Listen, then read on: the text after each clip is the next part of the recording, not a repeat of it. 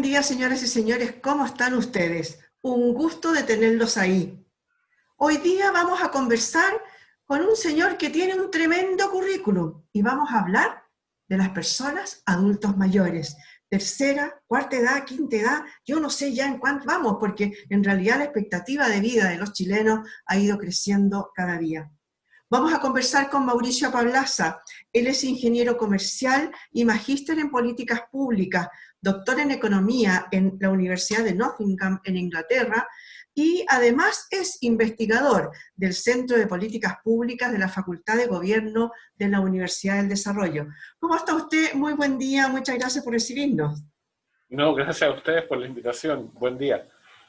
Oye, yo decía que tú, una de las cosas que realizas, en realidad, bueno, haces un montón de cosas, pero uno de los proyectos en los que estás trabajando dentro de lo que es el CIDEM, CIPEM. CIPEM, es el Centro de Conocimiento de Investigaciones de Personas Mayores. Ustedes han realizado ahí un estudio que me gustaría que me cuentes un poquito de qué se trata y cuáles son las conclusiones a las que llegaron.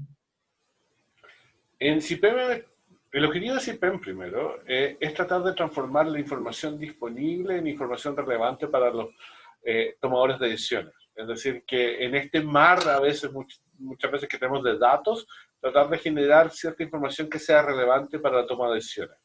Y hay varios estudios que estamos lanzando últimamente y quizás el más interesante de poder rescatar es uno que tiene relación con el mercado laboral, de qué ha ocurrido durante el periodo de pandemia con el mercado laboral de los adultos mayores y cuáles son las lecciones que aprendemos tanto de Chile como de otros países, en un contexto donde la edad, tal como mencionabas al inicio, no es solo la esperanza de vida al nacer, sino que la esperanza de vida después de los 60 años ha crecido de manera impresionante y va a seguir creciendo. Por Sí, ejemplo, para perdona, contarte un par... perdona, perdona, yo quiero ahí hacer una cuña entre medio. Eh, a ver, ¿a qué te refieres con respecto de no solamente la expectativa de vida al nacer, sino que la de después de los 60 años? Una persona de 60 años de hoy no es lo mismo de una persona de 60 años de, no sé, por los años 40 del siglo pasado, ¿no? Exacto. Hay dos formas de medir esperanza de vida, las dos más tradicionales. Una es la expectativa de vida al nacer, que para tener una idea, nosotros estamos en torno a los 80 años, y eso es la expectativa que hoy día tienen los individuos que nacen en este momento. Pero también hay una segunda forma de medir esto, que es la expectativa de vida a los 60 años, es decir, aquellos que hoy día llegan a los 60 años, ¿cuántos años más adicionales se calcula que puedan vivir en promedio? Hoy día se calcula que eso está alrededor de los 83 años, es decir, en promedio las personas que hoy día están cumpliendo 60 años se espera que lleguen hasta los 83 años de vida, de los cuales la mayor parte de ellos van a ser con buena calidad de vida. También es una estimación, obviamente. Hay casos en los cuales no se da, pero en promedio ocurre eso. Para que tengas una idea, simplemente, en los 50, alguien que llegaba a los 50 años tenía en promedio, a los 60, perdón, tenía en promedio 15 años de vida extra. Hoy día eso se extendió a bastante más. Ya. Y eso lleva desafíos y características que son distintas. El adulto mayor, tal como mencionabas, el adulto mayor que nació en 1930 es muy distinto al que nació 10 años antes, incluso 10 años después. Perfecto. Oiga, y este estudio entonces que ustedes acaban de hacer y que vi por ahí que incluso lo estaban entregando justamente a lo que dices tú, a las personas que toman las decisiones, ¿no? Con respecto de las políticas públicas, respecto de los adultos mayores.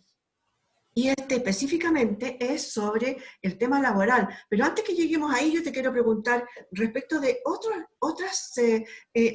enfoques, en salud, por ejemplo, en lo que es movilidad, etcétera.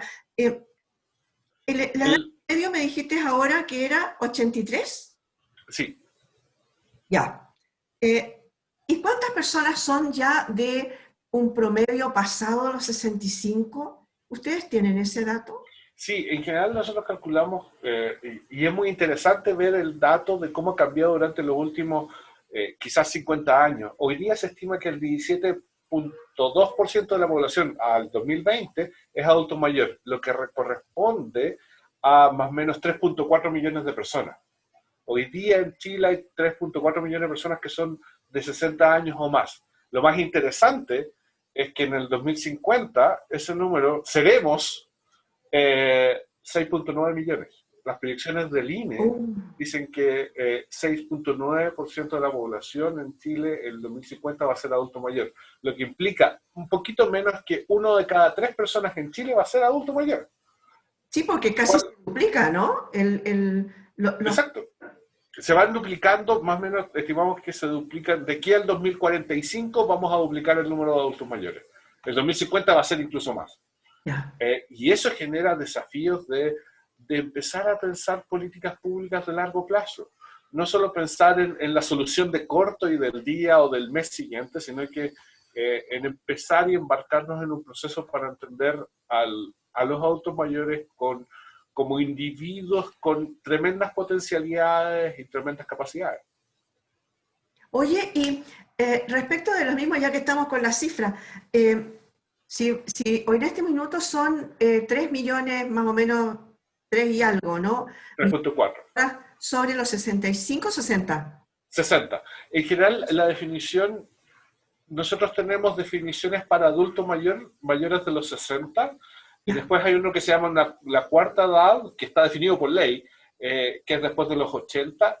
Solamente la diferencia legal en términos de la edad de jubilación está entre 60 y 65 para hombres y mujeres, pero en Ah, general oficialmente 60 hacia arriba. 60 y 80.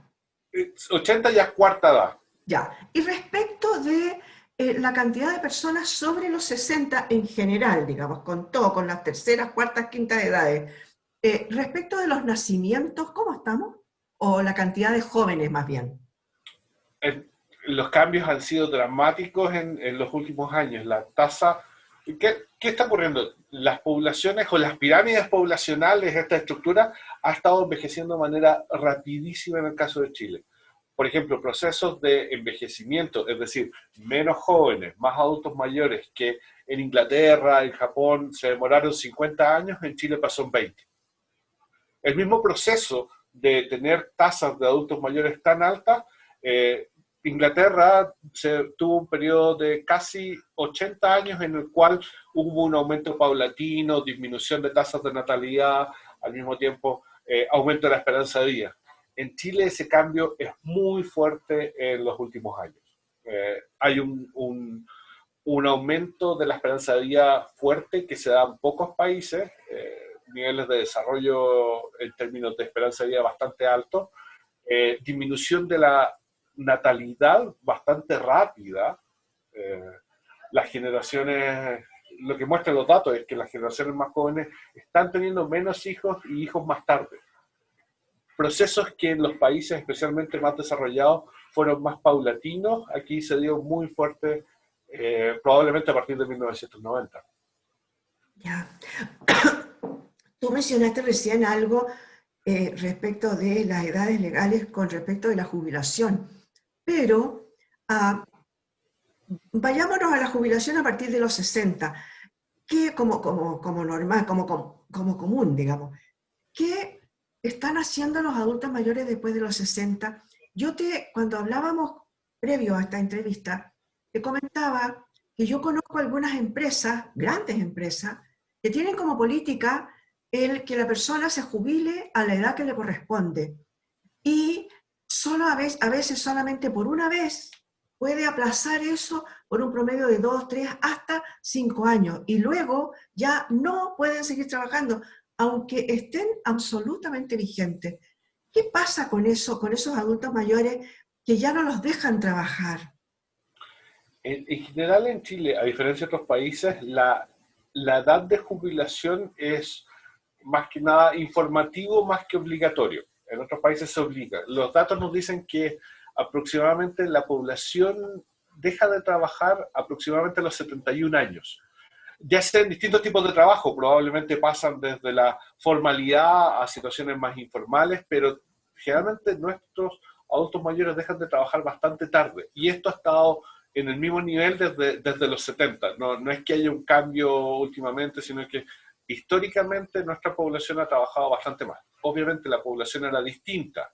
El que llegaba a 70 años en los 70 había tenido una vida mucho más privilegiada, por llamarlo de algún modo, del que llega hoy día. Eh, de hecho, y el tema interesante que se deriva a partir de esto es que muchos países están desde ya empezando a pensar en que la edad de jubilación es más una traba que un beneficio. ¿En qué sentido? En que darle la posibilidad a otros individuos a ser parte del mercado laboral. Dos casos, Inglaterra y España.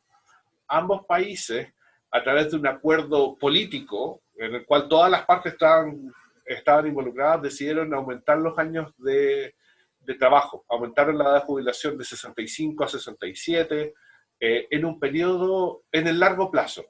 Esto no es un cambio que es de aquí al otro año, sino que la idea es en un plazo de 10 años, o me parece que era de 15 incluso en algunos casos, en el cual hay un compromiso político de todas las fuerzas a que eso se haga en este periodo, deciden aumentar la edad de jubilación.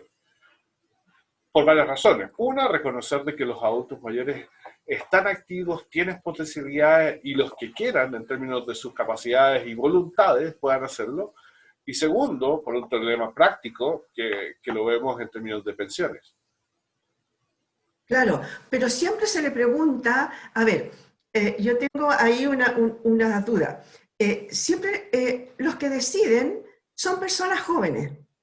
Y generalmente esas personas jóvenes dicen, bueno, ellos han dado ya todo de sí, dejémoslos ahora que descansen.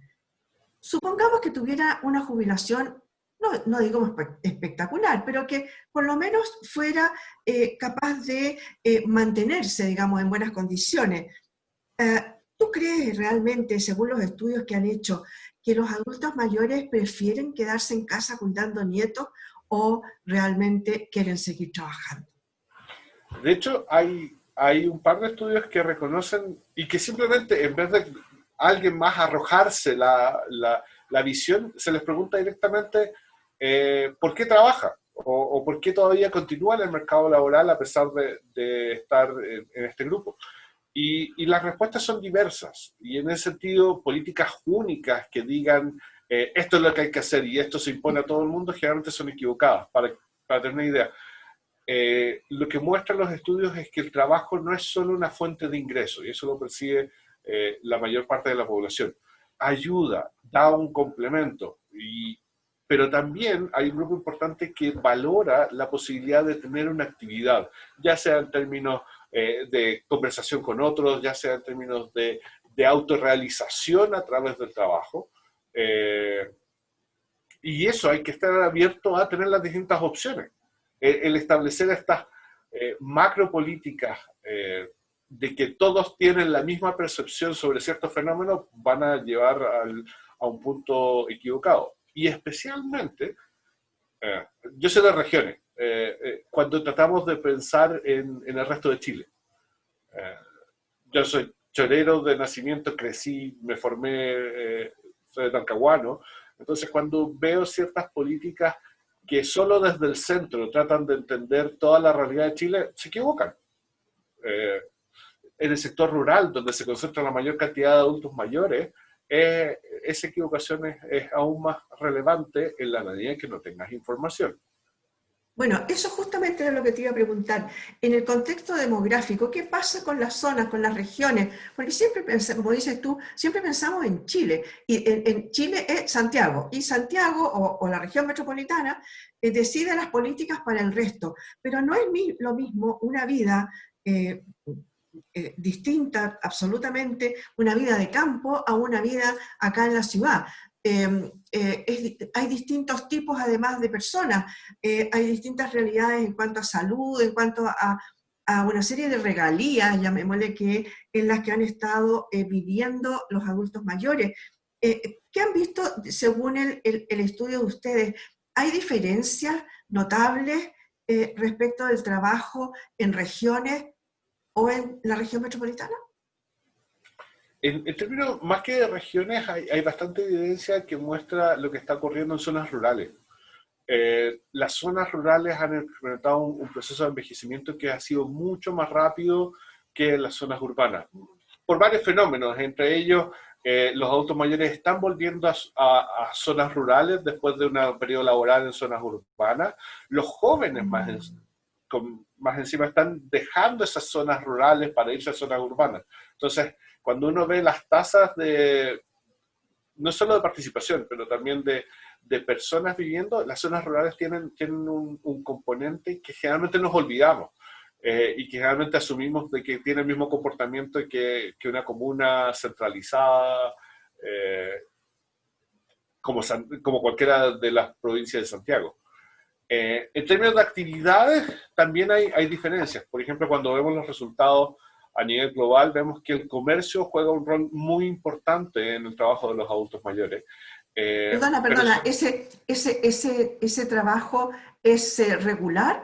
O cuando tú me hablas de comercio, por ejemplo, ¿es trabajo firme? Y ahí es donde, al punto que quería llegar. Hay una de las, como sector es el comercio el que predomina, pero una de las cosas que más nos preocupaba después del informe es los altos niveles de informalidad, donde tenemos personas que frente a la pregunta de si trabaja, sí, trabaja, pero está teniendo los beneficios asociados, tiene acceso a B, C o D, cualquiera de las regalías que muchas veces no está ocurriendo, especialmente con el grupo que se llama cuenta propia, que son los que trabajan individualmente y que muchas veces son los que más sufren frente a situaciones como la pandemia actual. Por ejemplo, solo un dato para graficarlo.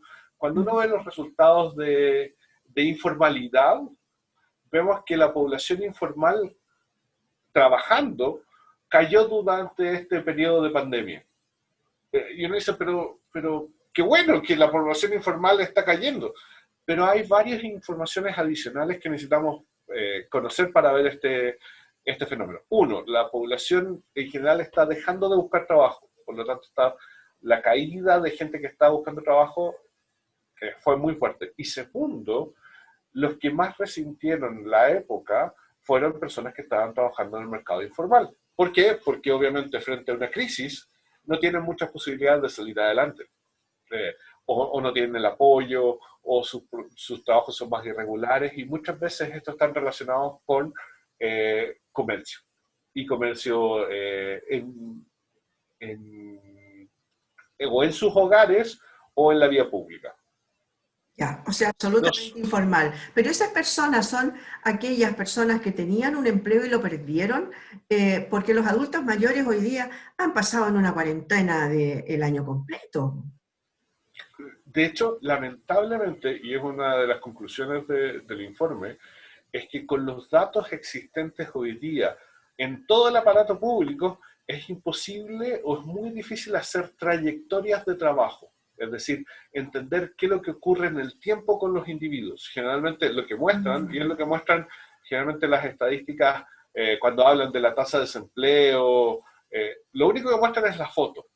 Sin embargo, hacer el proceso de qué ocurrió con este individuo, cómo sobrevivió este periodo, cuando quedó desempleado, optó por trabajar en Uber o optó por hacer esta otra actividad, es casi imposible. Lo que tienes es solamente una foto, en cierta medida.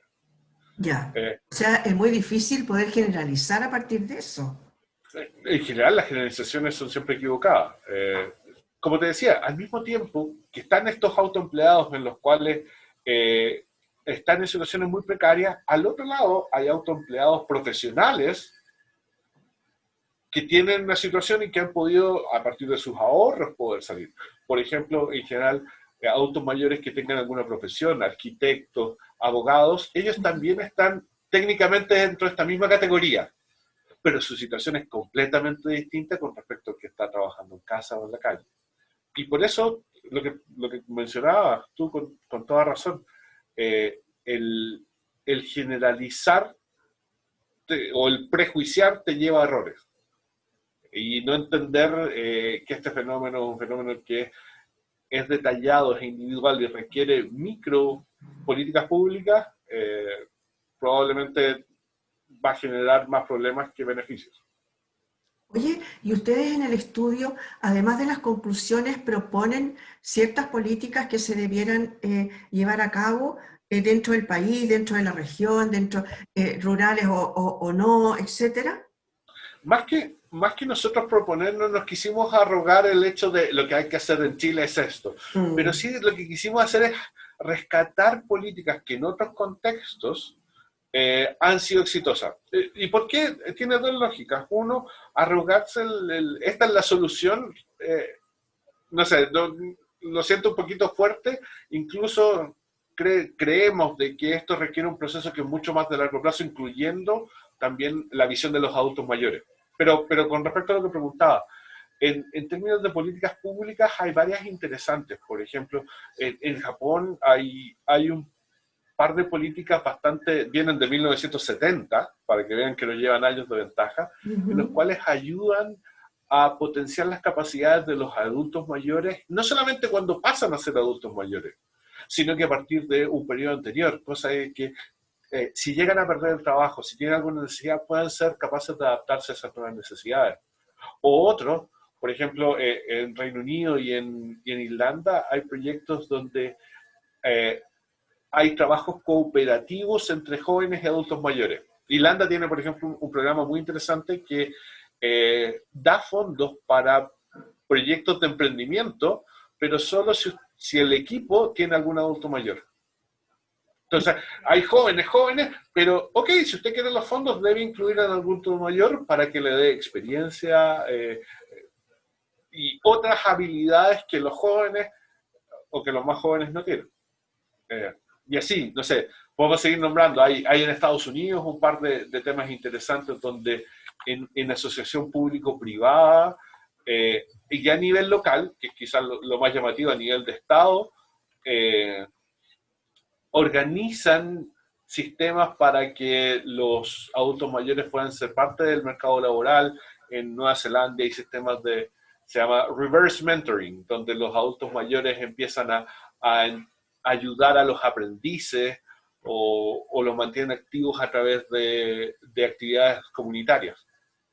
Oye, y acá en Chile, ¿hay algún tipo de incentivo? Porque hasta ahora, a ver, ¿qué cosas siempre se están como supliendo algunas cosas como para ayudar, ¿no? Pero no con respecto del trabajo ni de mantenerse activo, sino que más bien, por ejemplo, son subsidios, la tarjeta del adulto mayor para la movilización, o algunas, no sé, algunas beneficios respecto de, por ejemplo, capacitaciones o cosas así, pero algunas cosas en educación, yo he visto que de repente aparecen algunos chispazos ahí de eh, eh, eh, personas mayores que pueden ayudar, por ejemplo, a hacer tareas o cosas, pero son más que nada, no sé, pues algunos incentivos a nivel municipal o muy de repente surgen, ¿no?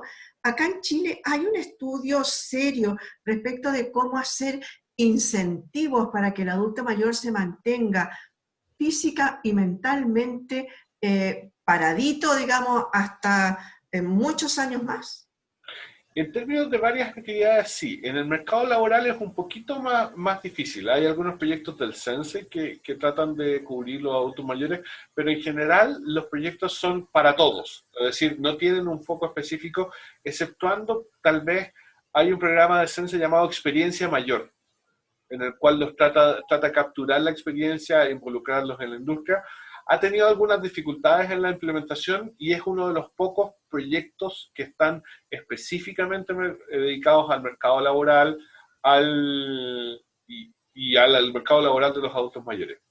Hay una serie que se están discutiendo, especialmente en estos momentos en el Congreso, a partir de la idea del envejecimiento activo, pero todavía no han visto la luz.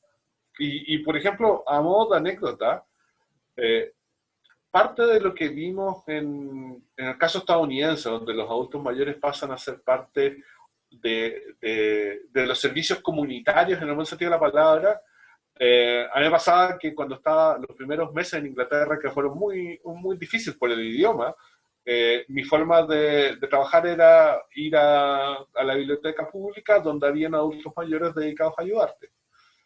Y yo aprendí inglés de ellos muchas veces.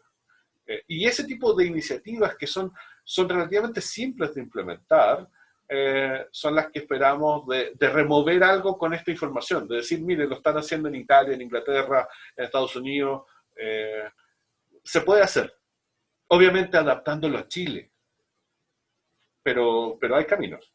Por supuesto. Oye, pero claro, como incentivo, como política pública no existe.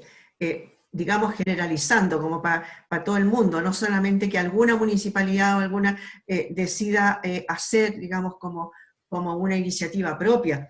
Respecto de eso, a ver, los adultos mayores, los que no siguen trabajando, me refiero, fuera de casa, ¿a qué actividades se dedican más? ¿Buscan capacitación? ¿Se juntan en clubes de adultos mayores? ¿O solamente actividades en casa? Eh, Eh, Tenemos dos visiones acerca de esto. Uno es pre-pandemia y otro es post-pandemia. a ver, háblame, conversa. Pre-pandemia, pre-pandemia varias actividades, de hecho, dejo invitada. Me parece que durante la segunda semana de diciembre vamos a presentar el siguiente estudio que tiene que ver también con las actividades que realizan los adultos mayores. Y a qué se dedican, cuáles son las actividades, cómo participan en las distintas actividades en las cuales ellos están involucrados, desde participación en juntas de vecinos, participación en ese tipo de actividades. Pero con respecto al mercado laboral, que era lo que mencionábamos antes, en Ujú. general hay mucho adulto mayor que dedica su tiempo a cuidar a otros. Eh, Ah, es una de las actividades más principales, ese trabajo doméstico invisible, muchas veces es realizado por el adulto mayor y generalmente es una de sus principales razones que aducen al momento de relacionar eh, con su actividad laboral. ya, o sea que en realidad yo tenía razón cuando decía que la gran mayoría de las personas de adultos mayores se dedican a cuidar nietos en realidad después. Hay un grupo importante que sí lo hace, que ha sido su característica común. No me atrevo a decir si es positivo o negativo, porque si alguien lo hace, y es una de las principales ideas, si alguien lo hace queriendo, con la libertad de hacerlo, es perfecto.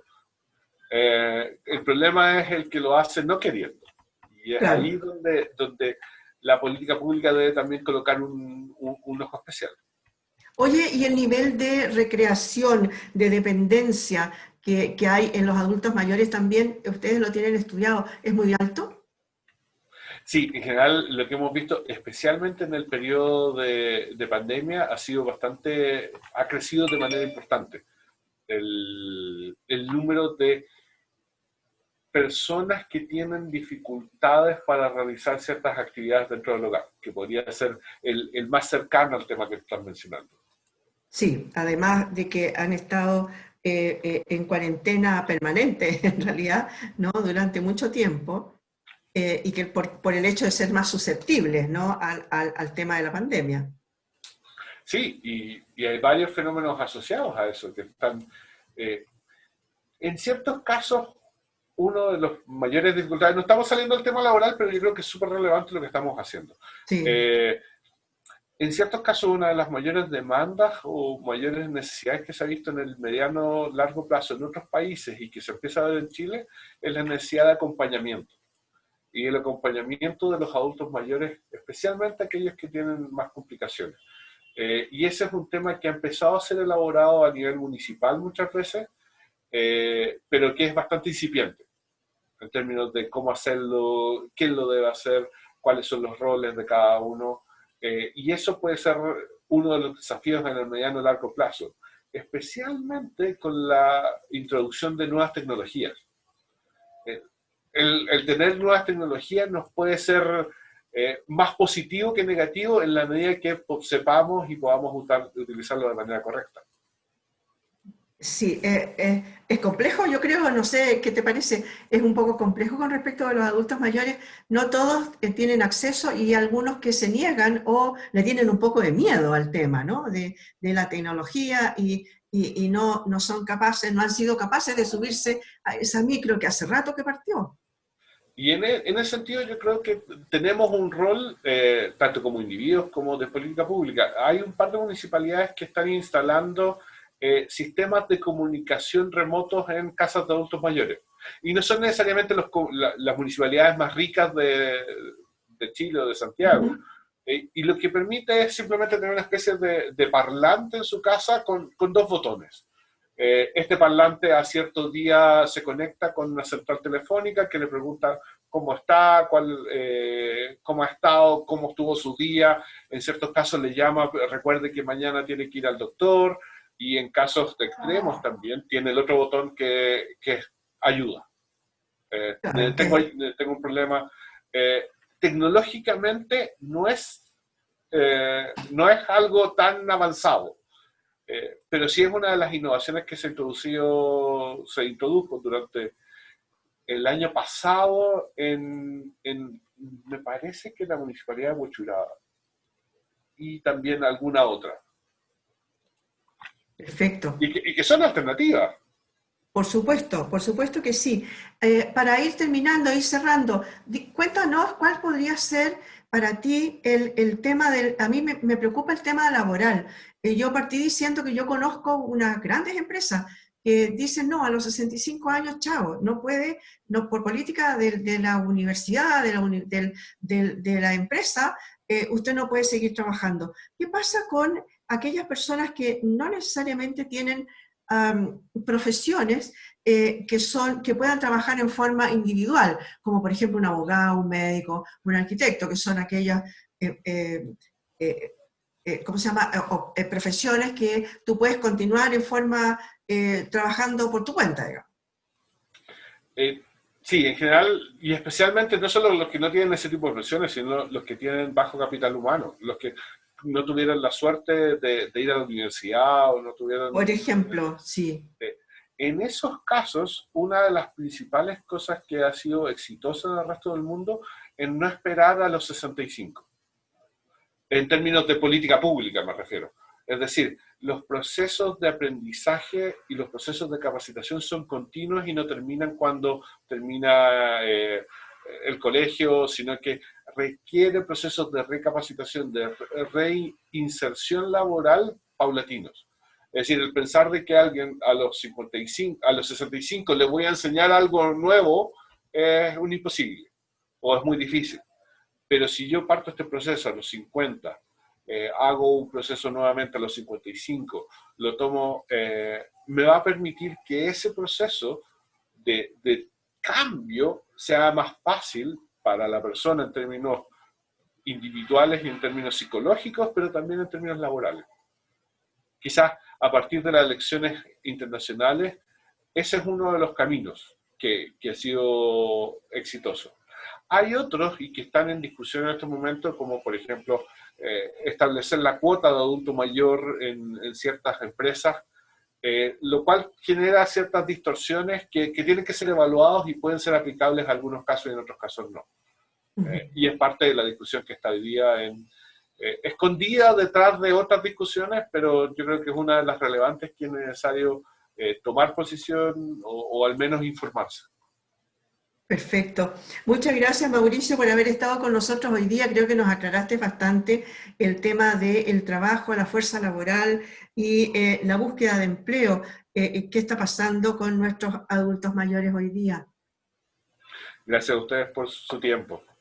Oye, señoras y señores, a ustedes les dejo entonces la inquietud. Converse, vea, cuáles son las posibilidades que tienen los adultos mayores hoy día en el mundo laboral, en el mundo educativo, en todo, en toda nuestra vida. Muchas gracias por haber estado con nosotros hoy día. Muchas gracias por haber estado ahí.